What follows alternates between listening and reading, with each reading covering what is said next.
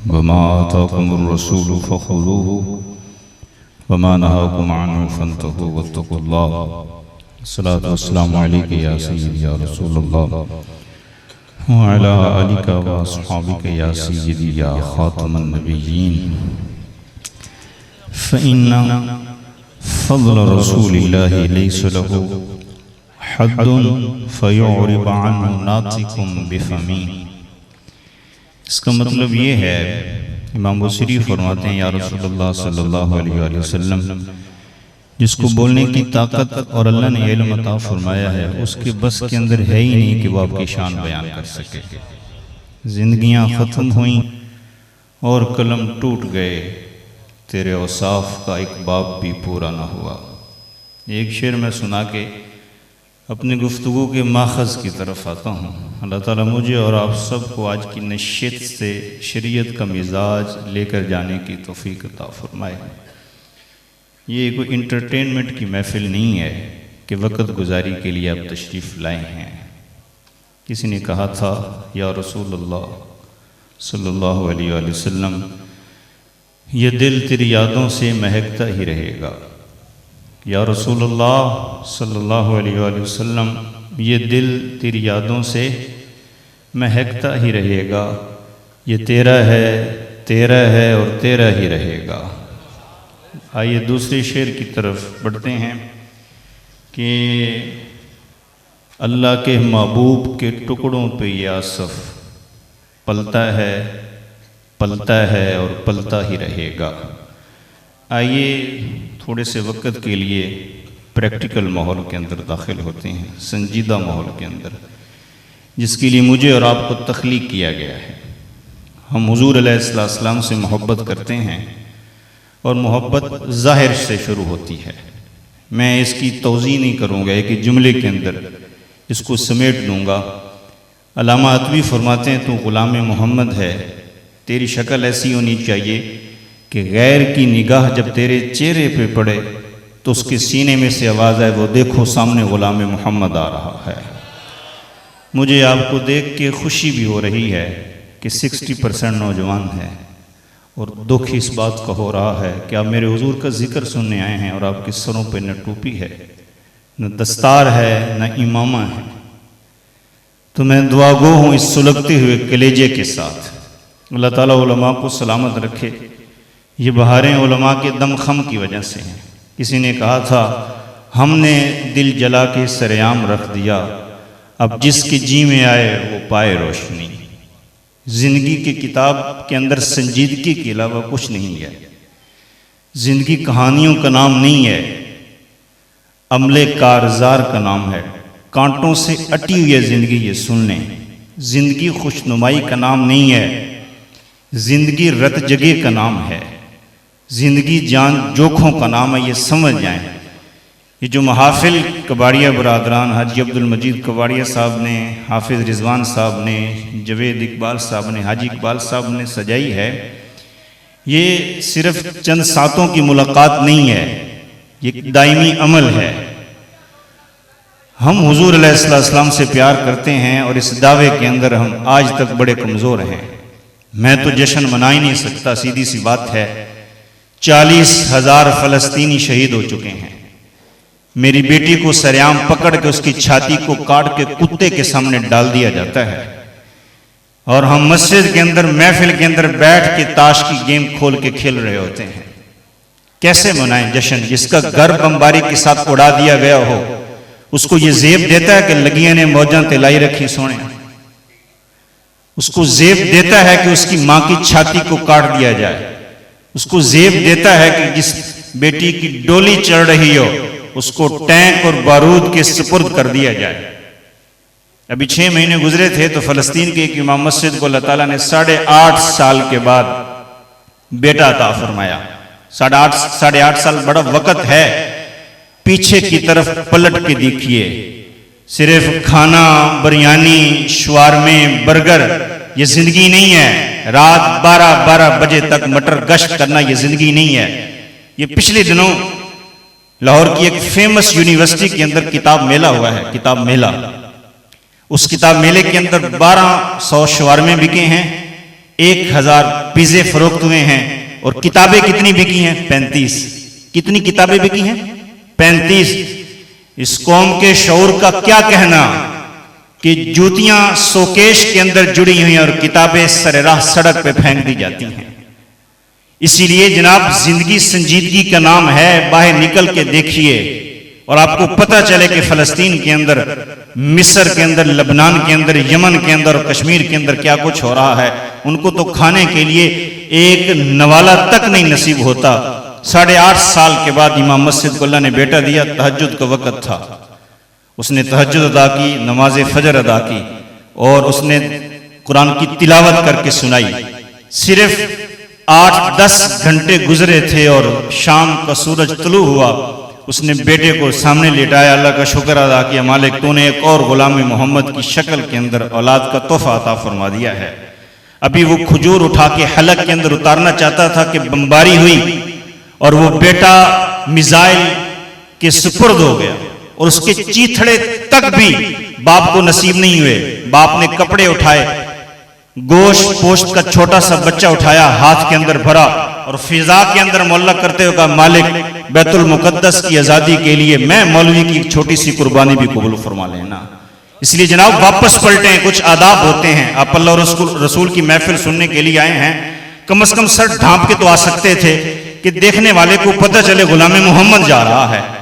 جو شکل موبائل کی دکان پہ بیٹھنے کی ہے وہی مسجد کے اندر آنے کی ہے۔ ہم تو ابھی تک آداب نہیں سیکھ سکے، نور کہاں سے حاصل ہوگا؟ آئیے 100 سال پہلے کہانی سنیے۔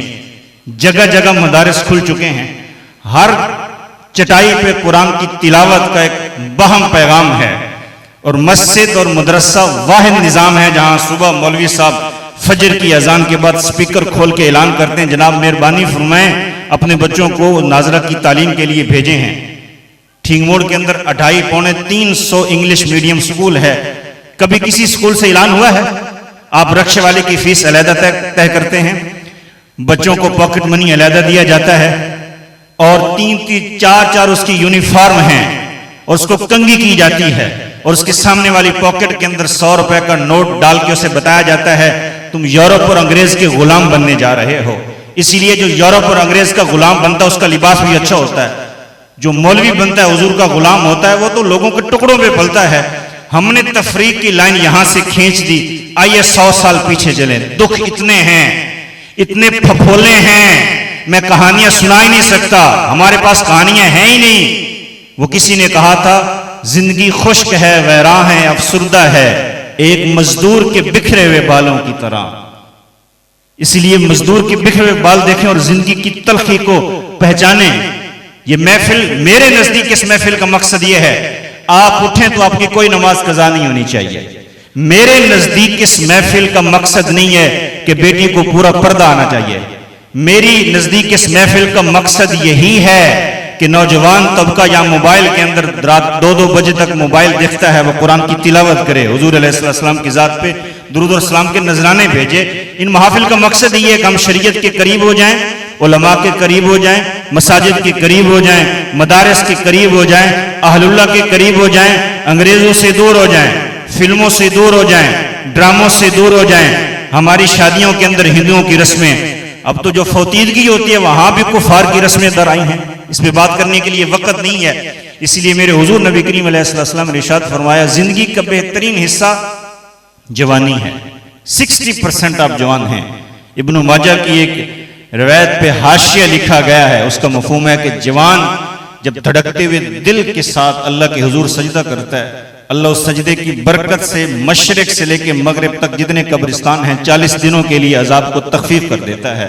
قبلہ فیصل صاحب، قبلہ ناظم صاحب، استاد محترم شیخ الحدیث و تفسیر عاطف مشتاق رضوی صاحب آپ کے درمیان آپ کے جوتوں پہ بیٹھے ہیں۔ علامہ تفتزانی ایک حدیث لائے ہیں، علامہ تفتزانی حدیث سنیے گا۔ علامہ تفتزانی علیہ رحمہ فرماتے ہیں کہ ایک عالم دین مفتی منیب الرحمن صاحب سمجھ لیں، امیر علیہ سنت سمجھ لیں، حضور بابا جی سرکار اللہ تعالیٰ ان کی قبر پہ کروڑوں رحمتوں کا نزول فرمایا انہیں سمجھ لیں، پیر اجمل صاحب سمجھ لیں، سید مظفر حسین شاہ، بیٹھ جائیں، بیٹھ، میں آپ سے بعد میں لے لوں، مہربانی بیٹھ جائیں۔ اس سے بڑا رزق ہی کوئی نہیں ہے کہ میری زبان پہ میرے مالکوں کا ذکر چھیڑ دیا گیا ہے، وگرنہ پیسے اکٹھے کرنے ہو نا میں سب کو کھڑا کر دیتا ہوں کہ سارے نے ہزار روپے لی دتی پھینکنی ہے، لیکن یہ تماشبین ہوتا ہے۔ اصل رزق حضور کی خیرات ہے۔ اگر اس کام کے اندر کاروبار ختم ہو جائے تو قوم کسی ڈگر پہ چل پڑے۔ آپ کوئی بھی عالم دین لے لیں، سید مظفر حسین شاہ صاحب لے لیں، یہ وہ لوگ ہیں جن کے ایک ایک بال کے اندر سنیت سرایت کر چکی ہے۔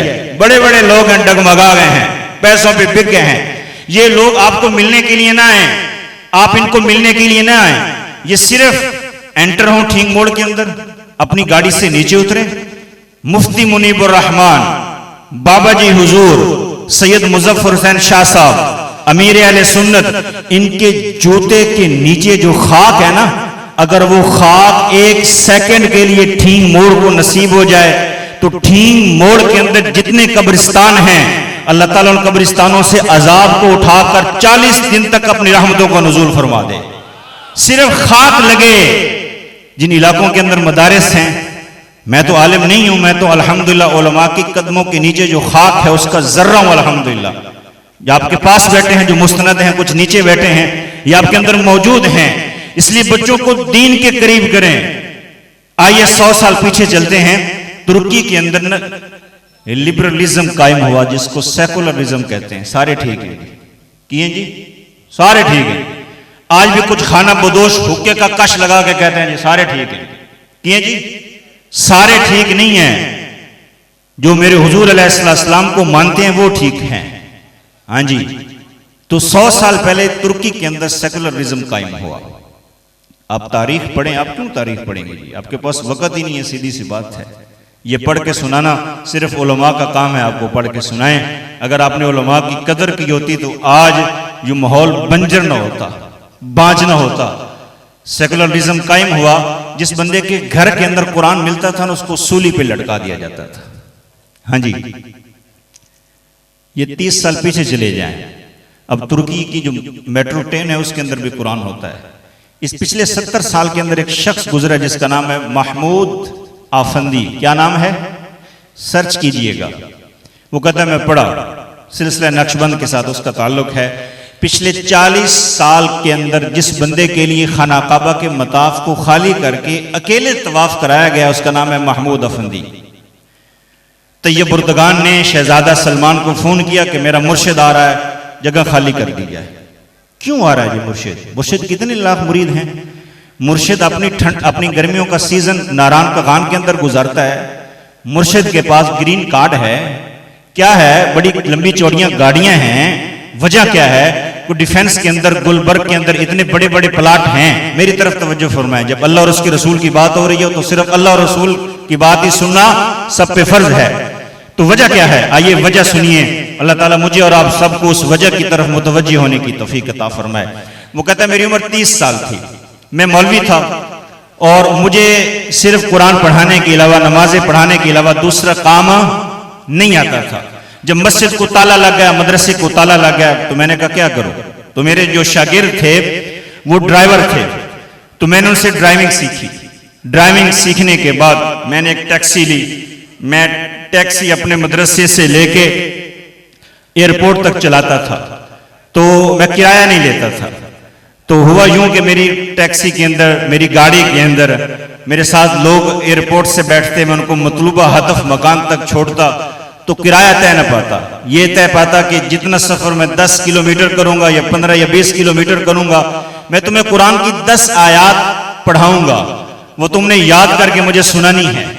پھر وہ محمود افندی نقشبندی علیہ رحمہ پرماننٹ اس پیسنجر کا، مسافر کا نمبر نوٹ کرتے، گھر کا پتہ نوٹ کرتے، اسے کہتے یہ میری گاڑی کا نمبر ہے، آپ نے مجھے لینڈ لائن پہ، ٹیلی فون پہ، پی ٹی سی ایل پہ کال کرنی ہے، میں آپ کو لینے کے لیے آ جاؤں گا۔ محمود افندی علیہ رحمہ ایک مسافر اٹھاتے، ڈائری کے اندر اس کا نام نوٹ رکھتے، گھر کا پتہ بتاتے، اسے پوچھتے کہ تم نے کل کہاں جانا ہے، پھر اس کے ساتھ لنک کو ساتھ جاتے، انگیج ہو جاتے۔ 10 سال تک ایک مسافر کو اٹھا کے اس کی منزل تک پہنچاتے۔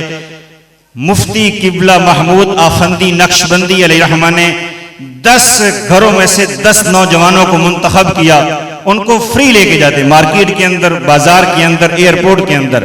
محمود افندی کہتے ہیں میں ان سے کرایہ نہیں لیتا تھا، میرے ان کے درمیان یہ طے پایا میں تمہیں قرآن کی 10 آیات پڑھاؤں گا، تم نے حفظ کر کے اگلے ٹور پہ، اگلی سیر و سیاحت پہ، بازار مارکیٹ کے اگلے چکر پہ تم نے مجھے قرآن پاک کی وہ 10 آیات سنانی ہیں۔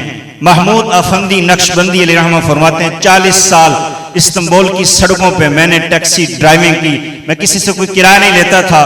جب لبرل سسٹم، جب سیکولر سسٹم، جب الہادیت، جب فرعونیت، شیطانیت ختم ہوئی تو محمود افندی کہتے ہیں میری ڈائری کے اندر یہ نوٹ تھا کہ میں نے 40 سال گاڑی چلا چلا کے استنبول کے 80,000 نوجوانوں کو قرآن کا حافظ بنا دیا تھا۔